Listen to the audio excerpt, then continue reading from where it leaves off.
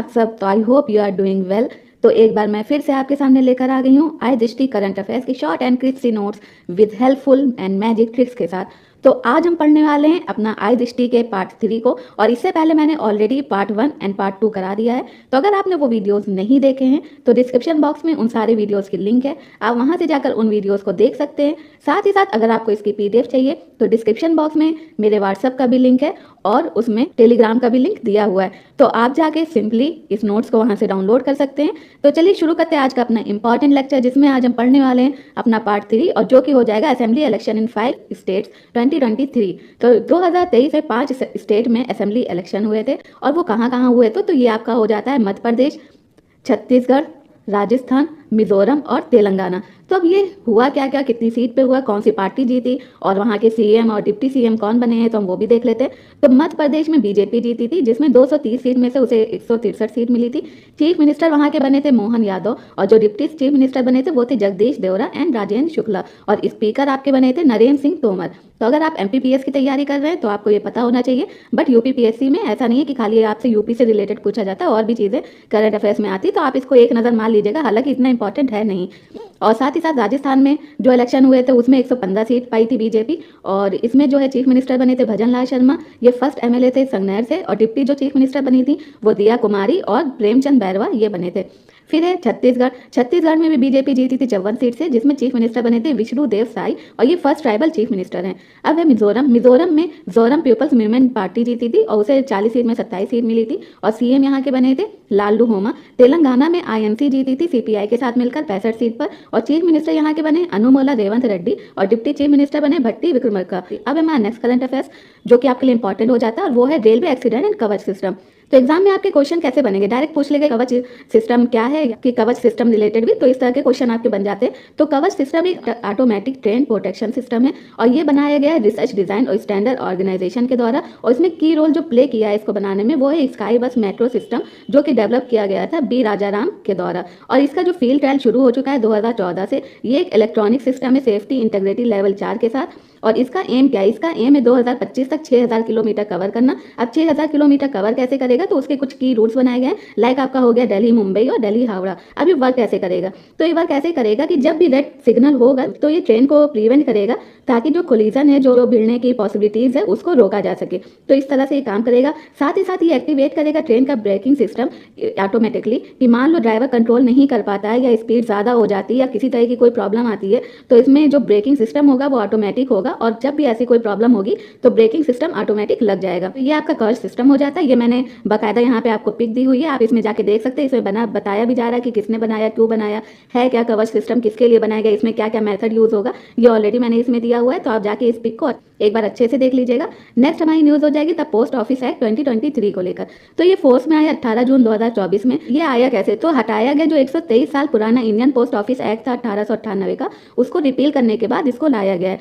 राज्यसभा में 4 दिसंबर 2023 में पास हुआ, और साथ ही साथ इसका जो सेक्शन 9 है इस एक्ट का, तो सेंटर को अलाउ करता है कि वो इंटरसेप्ट कर सकता है, ओपन कर सकता है, किसी भी आइटम को डिटेन कर सकता है, और साथ ही साथ जो भी कस्टम अथॉरिटीज है वो इसको डिलीवर भी कर सकता है। और जो director general of postal services होंगे उनको पावर दी गई है कि वो जो है इसके लिए रेगुलेशंस बना सकते हैं। इसमें ये कई एडिशनल सर्विसेज को भी ऑफर कर सकते हैं, जैसे मान लीजिए सेंट्रल गवर्नमेंट ने कोई ऐसी एडिशनल सर्विसेज इनको प्रिस्क्राइब करी, तो वो उसको भी इसमें इंट्रोड्यूस करा सकते हैं, और उसके लिए कुछ चार्ज भी ये फिक्स कर सकते हैं। और एक चीज़ है कि इसमें किसी भी तरह की पनिशमेंट नहीं है चोरी के लिए, या किसी भी तरह का जो पोस्टल आर्टिकल है उसको डिस्ट्रक्ट किया जाए किसी ऑफिसर के द्वारा। और ये देखा जाए तो ये वैसे भी ये पार्ट था जो ओरिजिनल एक्ट 1898 का, उसी का पार्ट है ये। और इसमें जो लास्ट है वो है कि पहली बार जो है इसमें प्राइवेट कोरियर सर्विस को भी रेगुलेट करने को अलाउ किया गया है। अब हमारी नेक्स्ट न्यूज़, जो कि supreme court judgment on EVM VVPAT. देखिए ये सब न्यूज़ बस एक आप नज़र मान लीजिएगा, इतनी ज़्यादा इंपॉर्टेंट है नहीं, बट आप हाँ देख लीजिए कि आपको अंदर से सेटिस्फैक्शन रहे कि नहीं मैंने तो पढ़ लिया, वरना आप अगर एक भी छोड़ के जाओगे ना तो आपको लगेगा नहीं यार मैंने वो नहीं पढ़ा। तो एक कॉन्फिडेंस लेवल कहीं ना कहीं ब्रेक रहता है जब आप कुछ ना कुछ छोड़ देते हो। तो आप सब पे एक नज़र जरूर मान लो, भले ही जब आप रिवीजन करो तो आप इसको देखो ना देखो, डजंट मैटर।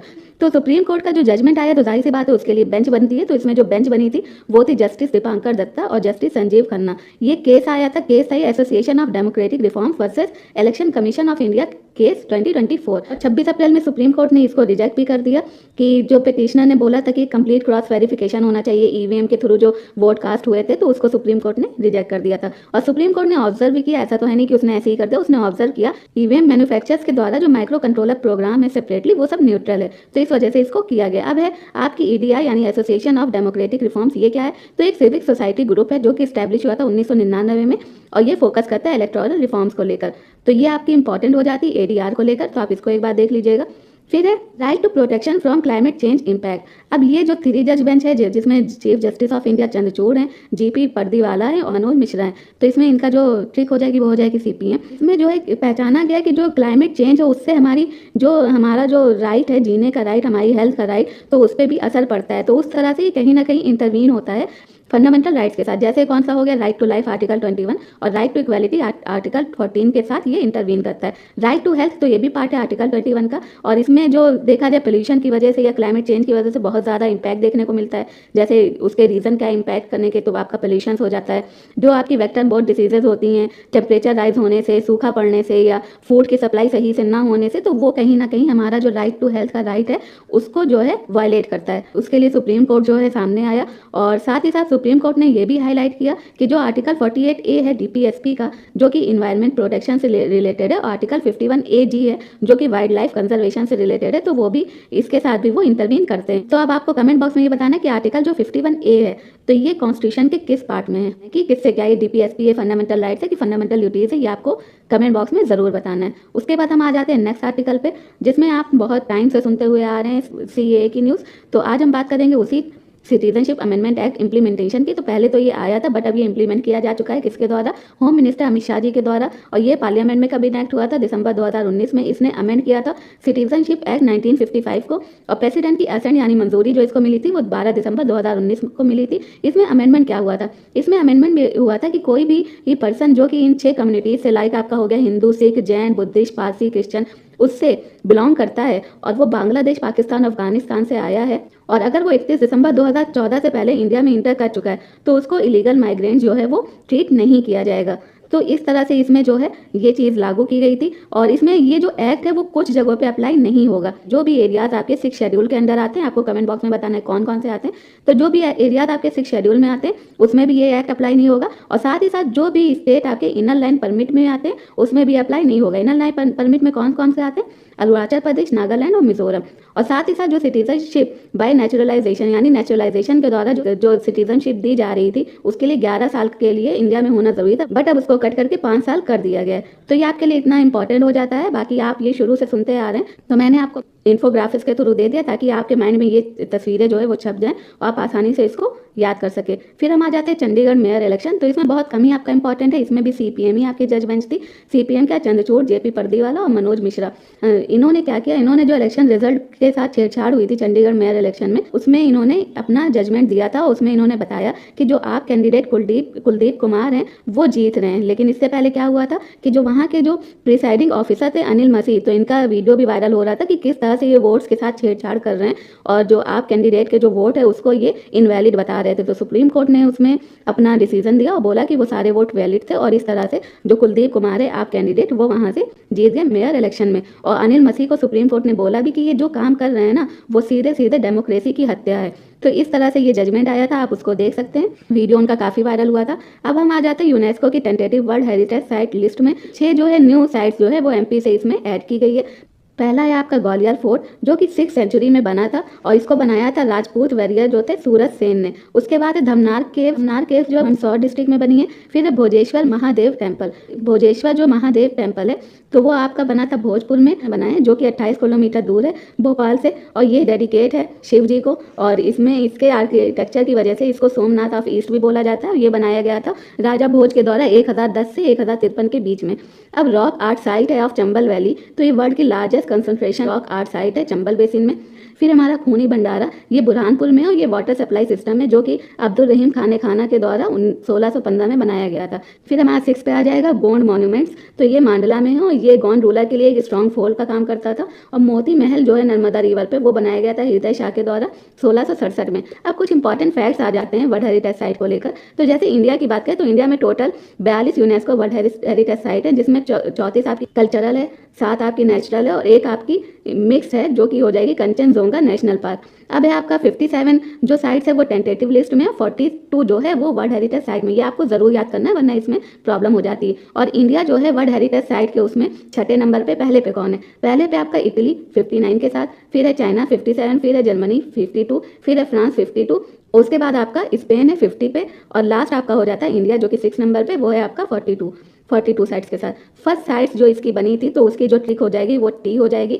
फर्स्ट साइट्स इसकी जो ऐड की गई थी वो 1983 में की गई थी। और कौन कौन सी? तो टी के टी से हो जाएगा ताजमहल, ई से हो जाएगा आपका एलोरा और ए से हो जाएगा आपका अजंता और आगरा फोर्ट। तो ये एलोरा और अजंता केव्स कहाँ पर है ये आपको कमेंट बॉक्स में बताना है। आप कुछ रिसेंटली जो साइट्स जोड़ी गई हैं जो आपकी 41 और 42 पर आएंगे तो वो है आपकी शांति निकेतन जो कि वेस्ट बंगाल में हो। ये बनवाया गया था रविन्द्रनाथ टैगोर जी के द्वारा और रविन्द्रनाथ टैगोर जी ने नोबेल प्राइज भी जीता था। तो वो किस साल में जीता था ये आपको बताना है। ऑलरेडी मैंने मॉडर्न हिस्ट्री के नोट्स में इसको कवर कराया हुआ है।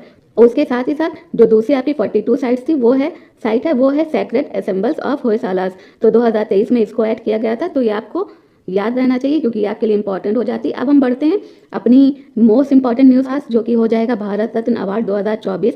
तो अगर इसकी ट्रिक देखा जाए तो इसकी ट्रिक है लाल कपूर लेकर स्वामी के चरण में नतमस्तक करो। तो लाल के एल से हो जाएगा लाल कृष्ण आडवाणी, कपूर से हो जाएगा कर्पूरी ठाकुर, स्वामी से हो जाएगा MS स्वामीनाथन, चरण से हो जाएगा चौधरी चरण सिंह और नथ से हो जाएगा नरसिम्हा राव। तो लाल कृष्ण आडवाणी के बारे में देख लेते हैं। तो ये एक वेटरन बीजेपी लीडर है जो कि 8 नवंबर 1927 में कराची में पैदा हुए। 1958 में ये दिल्ली स्टेट जनसंघ के मेंबर बने और ये 7वें डिप्टी प्राइम मिनिस्टर थे 1999 से 2004 तक और ये बीजेपी के 3 बार प्रेसिडेंट बने हैं। फिर है हमारे कर्पूरी ठाकुर, तो पोस्ट मेसली इनको दिया गया। इसका मतलब होता है कि मरने के उपरांत यानी मरने के बाद। तो इसमें जो 5 को दिया गया है तो सिर्फ लाल कृष्ण आडवाणी हैं जो ऐसे हैं, बाकी सबको मरने के उपरांत ये अवार्ड दिया गया। तो कर्पूरी ठाकुर जो है उनको हम जननायक के नाम से भी जानते हैं। ये बिहार के चीफ मिनिस्टर रह चुके हैं दिसंबर 1970 से 1971 और दिसंबर 1977 से 1979 तक। ये 1924 में समस्तीपुर में पैदा हुए थे। इनकी जो डेथ हुई थी वो 17 फरवरी 1988 में हुई थी। फिर है MS स्वामीनाथन, तो इनका पूरा नाम है मनकोम्बो संबशिवन स्वामीनाथन और ये आपके लिए इंपॉर्टेंट हो जाता है क्योंकि इसी साल इनकी डेथ हुई थी और आपको ये जरूर पता होना चाहिए इनके बारे में सब कुछ, क्योंकि आपने लास्ट टाइम अगर यूपी PCS का पेपर देखा होगा तो उसमें उन्होंने यही पूछ लिया था कौन पहले मरा था कौन बाद में मरा था। तो ये बहुत ही इंपॉर्टेंट पर्सनालिटी है आपकी MS स्वामीनाथन, जिसके बारे में मैंने नीचे भी दिया हुआ है। तो आप इसको अच्छे से देख लीजिएगा, इसको आपको वो नहीं करना, इसको आपको अवॉइड नहीं करना। तो इनका ये एग्रीकल्चर साइंटिस्ट थे और ये इनको देखा जाए ग्रीन रेवोल्यूशन के फादर भी बोले जाते हैं। और ये 7 अगस्त 1925 में पैदा हुए थे और इन्होंने डेवलप किया था जो हाई यील्डिंग यानी HYV सीड्स है वीट और राइस वेराइटीज़ की, उसको किसके साथ मिलकर नॉर्मन बॉरलॉग। अब नॉर्मन बॉरलॉग कौन थे तो ये आपको कमेंट बॉक्स में ज़रूर बताना है। फिर हम बात करेंगे चौधरी चरण सिंह, तो ये 5th प्राइम मिनिस्टर थे इंडिया के और ये फॉर्मर चीफ मिनिस्टर रह चुके हैं यूपी के। इसमें पूछा जाता है कि भैया कौन से ऐसे लोग थे जो मतलब कुछ नाम दे देंगे बोल देंगे कौन कौन यूपी के चीफ मिनिस्टर रह चुके हैं। तो ये जो चौधरी चरण सिंह थे वो भी रह चुके हैं और 1952 में ये एग्रीकल्चर मिनिस्टर थे और इन्होंने अबॉलिश किया था जमींदारी सिस्टम जो चल रहा था यूपी में उसको। फिर है पौमिल पार्थी वेंकटा यानी PV नरसिम्हा राव, तो ये पैदा हुए थे, पी का मतलब होता है पोस्टमेसली जो मैंने बोला था यानी मरने के उपरांत। तो ये पैदा हुए थे 28 जून 1921 में करीमनगर में और ये 9th नंबर के प्राइम मिनिस्टर थे कब से कब तक 1991 से 1996 में। और जो 73 और 74 जो अमेंडमेंट हुआ था और उसके थ्रू कुछ एक्ट आए थे, कुछ चीज़ें इनेक्ट की गई थी, तो वो क्या थी ये आपको कमेंट बॉक्स में बताना है, उसका पार्ट भी बताना है, उसका नाम भी बताना है। तो ये आपके लिए इंपॉर्टेंट हो जाता है।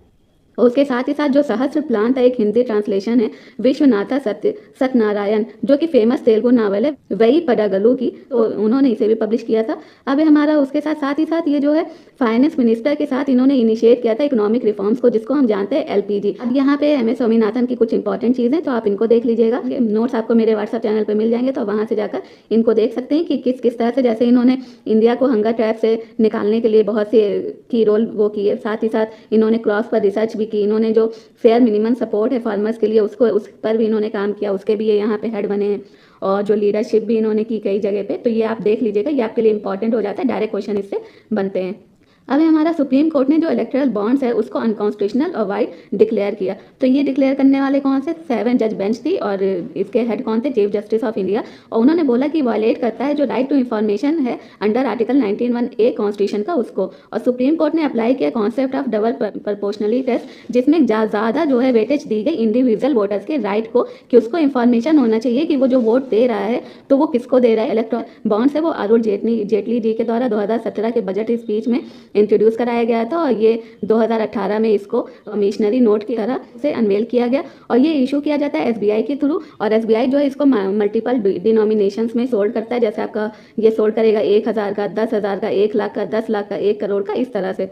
अब है उत्तराखंड यूनिफॉर्म सिविल कोड। तो ये जो है सबमिट किया गया हाई लेवल जो कमेटी है जो उत्तराखंड गवर्नमेंट के द्वारा फॉर्म की गई थी। जो चेयरमैन कौन थे इस कमेटी के, तो वो थे रिटायर्ड सुप्रीम कोर्ट जज जस्टिस रंजना प्रसाद पी देसाई। इंडिपेंडेंट इंडिया के बाद ये फर्स्ट लेजिस्लेचर है जिसने यूनिफॉर्म सिविल कोड को इम्प्लीमेंट किया है। अब यूनिफॉर्म सिविल कोड जो है इंडियन कॉन्स्टिट्यूशन के किस पार्ट में है और इसका आर्टिकल क्या है ये आपको कमेंट बॉक्स में बताना है। तो इसके थ्रू क्या किया कि जो मैरिज है, डाइवोर्स है और जो प्रॉपर्टी को लेकर हिस्सेदारी है, उन सब के लिए कॉमन लॉ बनाया गया। ऐसे क्या होता था कि मतलब सबके लॉ अलग अलग होते हैं, जो पर्सनल लॉज होते हैं रिलीजन वाले तो उनको अलग रखा जाता है। इसी के थ्रू सब लोग अपने शादी करते हैं, डाइवोर्स करते हैं और जो प्रॉपर्टी को लेकर चीज़ें होती है वो। लेकिन यूनिफॉर्म सिविल कोड आने से वो सब चीज़ें कॉमन हो जाएगी, यानी एक देश एक कानून चलेगा उसमें, यानी सबके लिए एक ही कानून होगा। कुछ और इंपॉर्टेंट फैक्ट है, जैसे अगर कोई शादी करता है तो उसे 60 दिन के अंदर अंदर अपना रजिस्ट्रेशन कराना है। इसका जो सेक्शन 4 है वो 1, 2, 3 शादी करने के लिए मना करता है। साथ ही साथ जो सेक्शन 28 है वो डाइवोर्स से रिलेटेड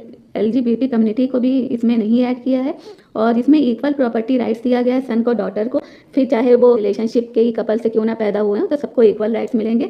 और अगर वो गोद लिए हुए बच्चे हों तो भी प्रॉपर्टी में उन्हें इक्वल राइट्स मिलेंगे। फिर सेक्शन 378 जो है वो बात करता है कि अगर आपको लिव इन रिलेशनशिप में रहना है तो आपको ज़रूरी है कि आप रजिस्ट्रेशन ज़रूर करा लो। फिर सेक्शन 2 जो है, तो ये जो शेड्यूल ट्राइब्स हैं आपका, जैसे क्लॉज 25 हो गया आर्टिकल 366 और 342 का, उसमें ये अप्लाई नहीं होगा, उसके बारे में बात की जा रही है। तो ये आज आपका इंपॉर्टेंट करंट अफेयर्स हो गया। कल हम लोग शाम में 6 बजे फिर से आएंगे और हम लोग आगे का करंट अफेयर्स देखेंगे। अगर आपको मेरी PDF चाहिए तो आप मुझे व्हाट्सअप चेक कर सकते हैं, आपको वहाँ से ये PDF मिल जाएगी। तो मिलते हैं कल फिर शाम 6 बजे, तब तक के लिए अपना ख्याल रखें, पढ़ते रहें। Thank you, bye bye.